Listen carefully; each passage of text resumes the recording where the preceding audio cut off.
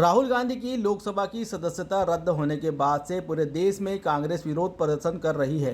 इसी कड़ी में बालाघाट में युवा कांग्रेस कार्यकर्ताओं ने विरोध प्रदर्शन किया, साथ ही केंद्र सरकार पर विपक्ष की आवाज़ दबाने का आरोप लगाया।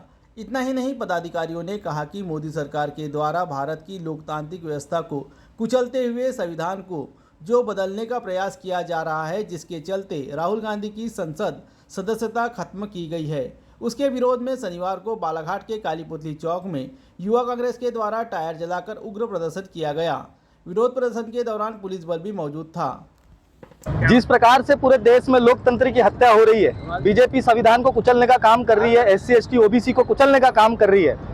बालाघाट जिले से लेके मध्य प्रदेश से लेके और पूरे भारत में जिस प्रकार से बीजेपी लोकतंत्र की हत्या करने का काम कर रही है और जिसको लेकर हमारे नेता राहुल गांधी जी लगातार सड़कों पर उतरकर, विदेशी भूमि पर उतरकर लोकतंत्र की हत्या के बारे में जो बताने का प्रयास कर रहे हैं, उसको दबाने के लिए, उसको कुचलने के लिए बीजेपी ने तानाशाहीपूर्ण रवैया करा है, जिसके चलते कल हमारे नेता राहुल गांधी जी की सदस्यता को निरस्त कर दी गई है। आज पूरे मध्य प्रदेश के पूरे विपक्ष के नेता और विपक्ष के साथ साथ पूरी कांग्रेस सड़कों पर उतरकर बीजेपी की जो तानाशाहीपूर्ण रवैया चल रहा है, जो इस प्रकार से संविधान को कुचलने का काम किया जा रहा है, उसको लेकर मैं आज युवा कांग्रेस सड़कों पर उतरकर घोर विरोध कर रही है। और हम बताना चाहते हैं कि राहुल गांधी ना पहले डरे थे ना डरेंगे। वो हमारे जाबाज लीडर नेता है।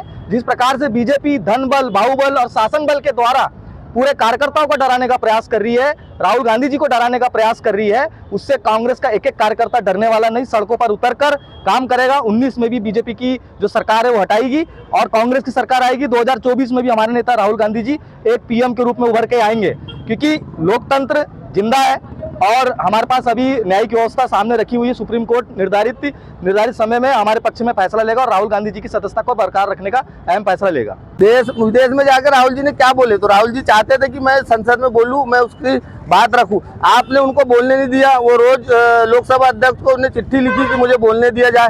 उसके पहले ही ये षड्यंत्र रच के उनको सदस्यता उनकी खत्म कर दी गई। तो किसी आदमी पे आप आरोप लगाओगे, आज मुझ पर अगर आरोप लगाओगे, तो आप ये भी तो चाहोगे कि मैं अपनी बात रखूं। उनको रखने का मौका देना चाहिए था कि नहीं देना चाहिए।